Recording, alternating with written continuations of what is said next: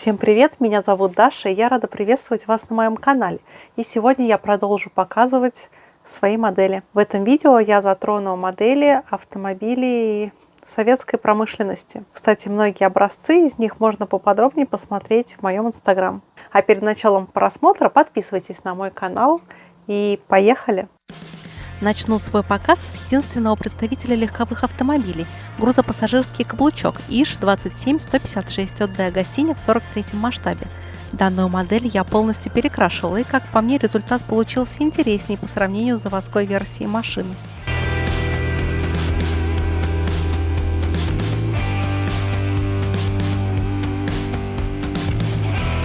Ну а следующей будет буханка на вооружении аварийно-спасательной службы МЧС. Кстати, на моем канале я подробно показывала, как я ее делала. По сути, на этой модели я училась модельному блогингу.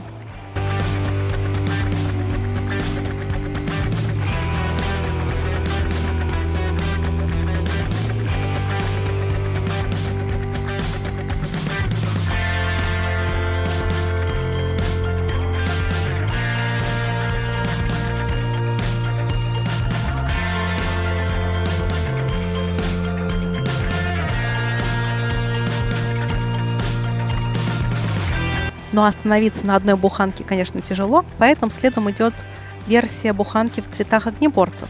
Вообще я делала не так много моделей пожарных машин, так что в будущем надо будет делать на них упор.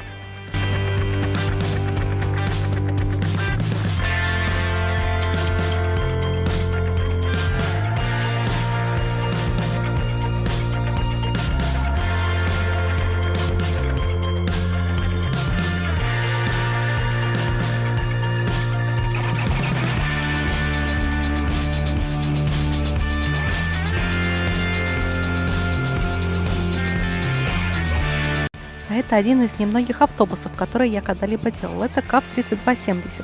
Кстати, его постройку я тоже активно освещаю на канале. Так что загляните в другие видео.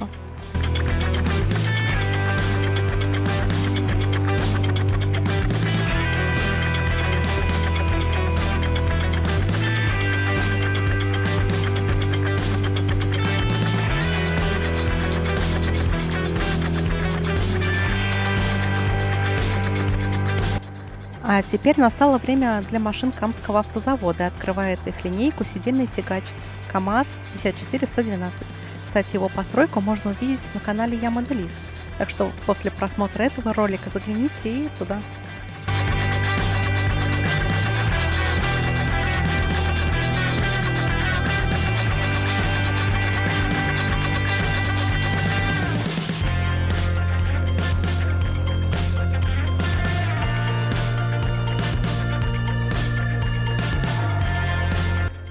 Следующий на очереди трехосный самосвал КамАЗ-65115. На этой модели я хотела попасть именно в тот оранжевый цвет, который наиболее распространен на этих машинах. Вообще автомоделизм очень классно придает цветовое разнообразие коллекции на полке.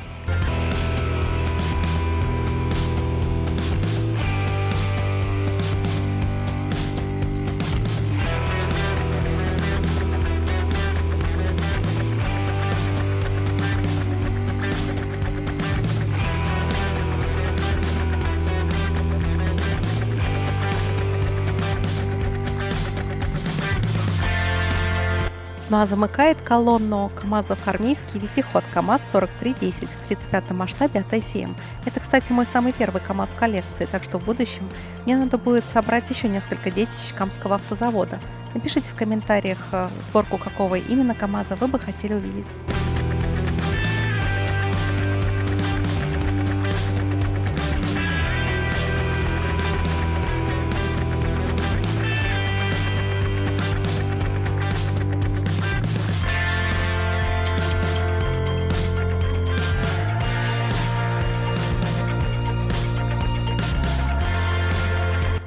А теперь самое страшное советское оружие – тяжелый грузовик ЯАЗ-214, предтеча КрАЗа. Обратите внимание, на капоте у него фигурка Мишки, символ Ярославского автомобильного завода. Такая машина должна была тягать прицепы массой до 50 тонн.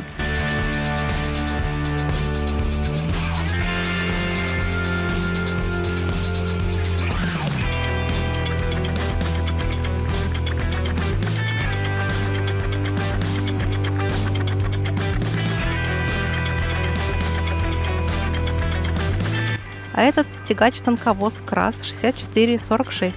Хоть он родом из Украины, но родословную свою ведет еще с советских времен. Кстати, что любопытно, такие машины, помимо украинской армии, служат в азербайджанской, китайской и казахстанских армиях. Согласитесь, машина очень брутальная.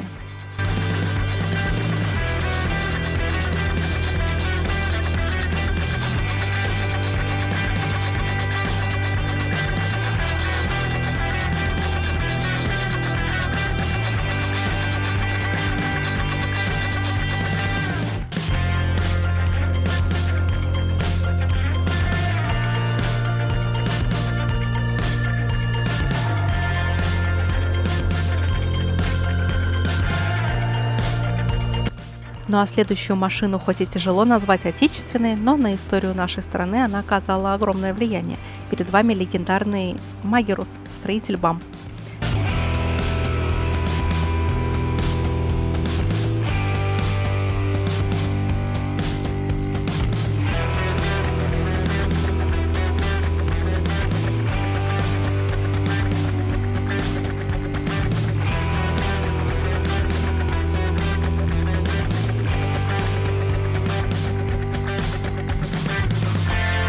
А линейку машин автозавода, к которому я больше всего неравнодушна, открывает очень колоритный экскаватор на базе шасси ЗИС-151.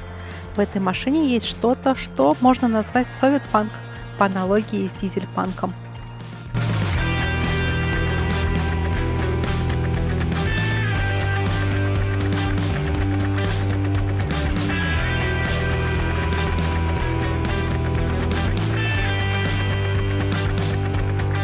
А это полноприводный ЗИЛ-157 с типом кузова Кунг. Модель выполнена в мелком 72-м масштабе.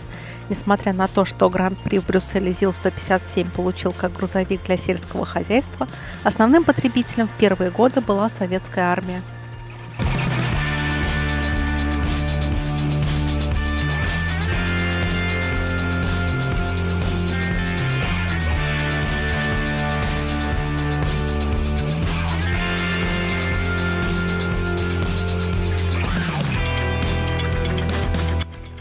Колонну 130-х ЗИЛов открывает сидельный тягач ЗИЛ-130В1. На этих кадрах он буксирует полуприцеп ОДАЗ-885.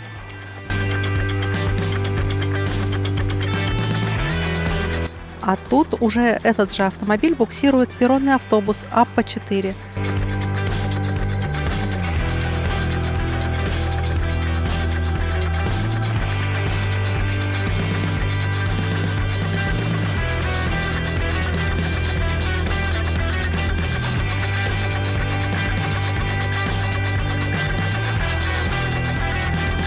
Следом идет бортовой грузовик с удлиненной рамой ЗИЛ-130Г. Машина предназначалась для перевозки длинномерных грузов и грузов с малым удельным весом.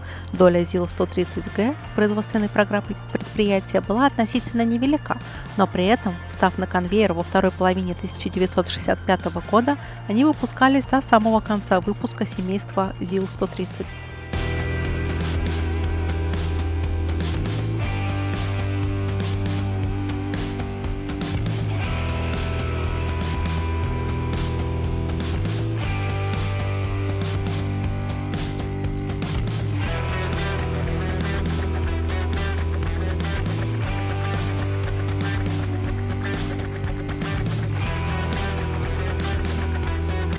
Настала очередь огнеопасных ЗИЛков. ЗИЛ-130 ТСВ-6 модель от АВД.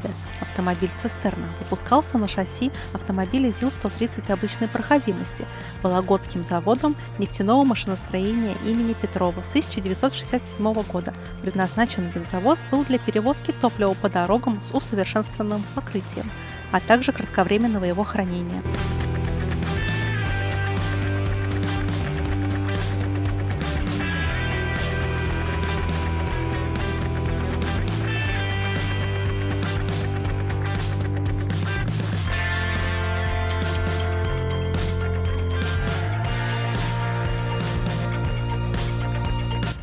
Вторая цистерна на базе 130-го ЗИЛа – это АТЗ-3.8. Кстати, эта модель, точнее ее кабина, засветилась в одном из моих видео, где я показывала, как я использую прием масляные точки.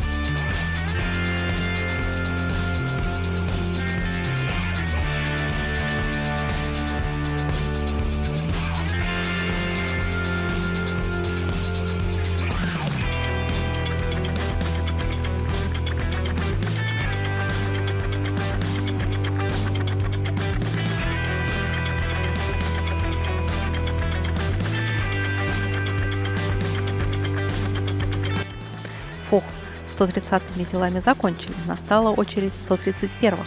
Перед вами бортовая версия этого легендарного грузовика в 35-м масштабе от ICM.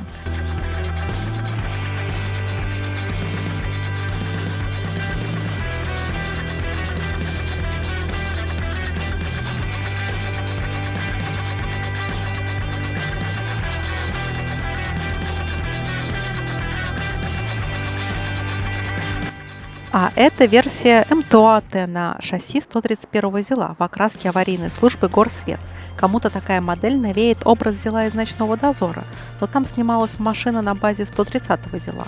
Мне эта модель нравится тем, что в ней сочетаются сразу два мира – армейский в виде зеленой кабины и гражданский в окраске кузова.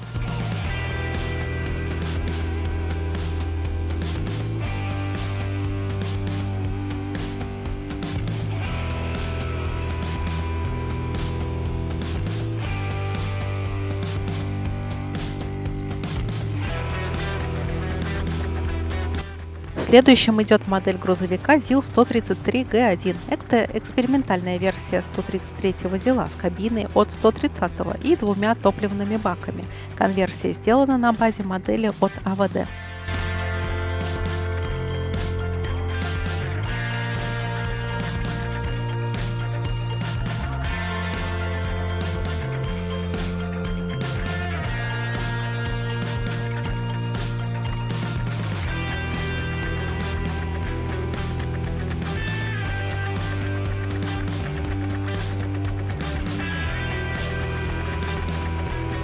Саровоз на шасси ЗИЛ-4333 завершает колонну машин Московского автозавода. Эта модель вместе с бычком стали лебединой песней легендарного предприятия, не выдержав конкуренции с иномарками. Хотя Горьковский автозавод как-то же справился в 90-е годы и работает по назначению до сих пор.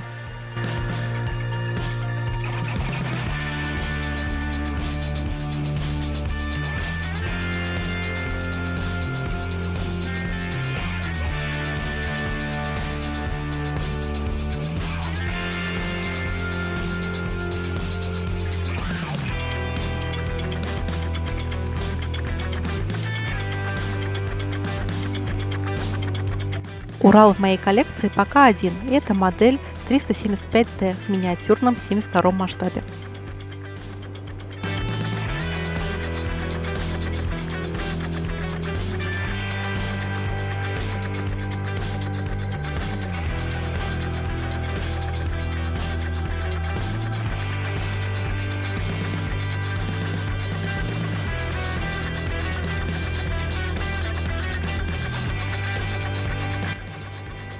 Ну а перед продукцией последнего в сегодняшнем видео автозавода взглянем на каток D211. Чем-то мне он напоминает каток, тот, который был в одной из серий мультфильма «Ну погоди».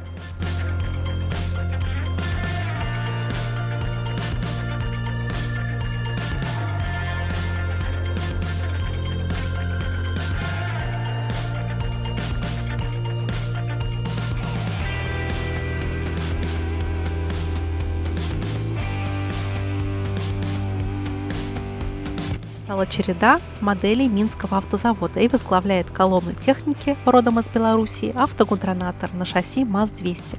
Кстати, он герой двух моих видео, так что советую также их посмотреть сразу после этого ролика.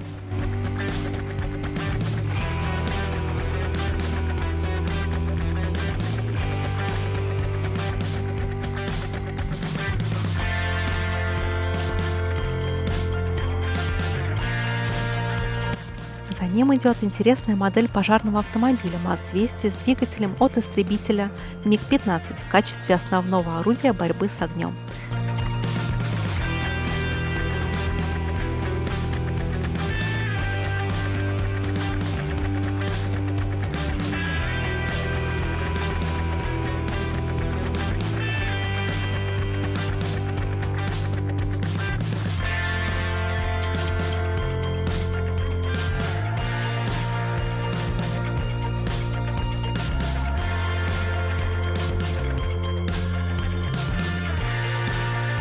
Дальше идет сидельный тягач МАЗ-5432 раннего образца с полуприцепом МАЗ-950630.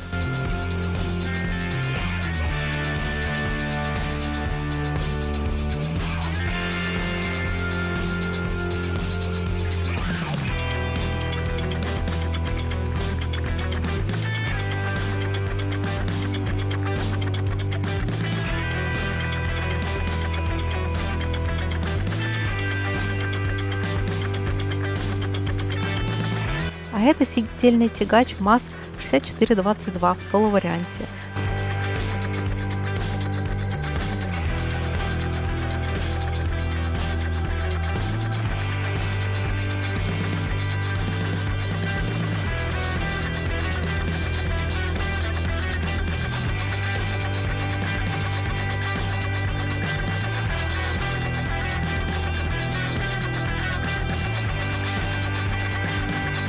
Ну и завершает линейку МАЗов модель бортового грузовика МАЗ-6303.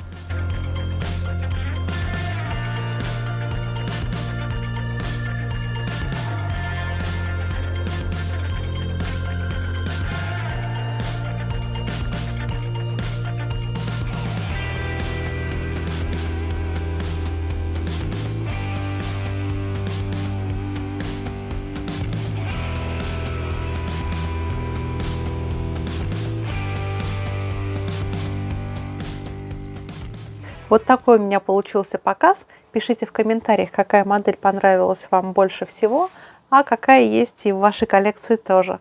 Так что увидимся в следующем видео. До новых встреч. Пока-пока.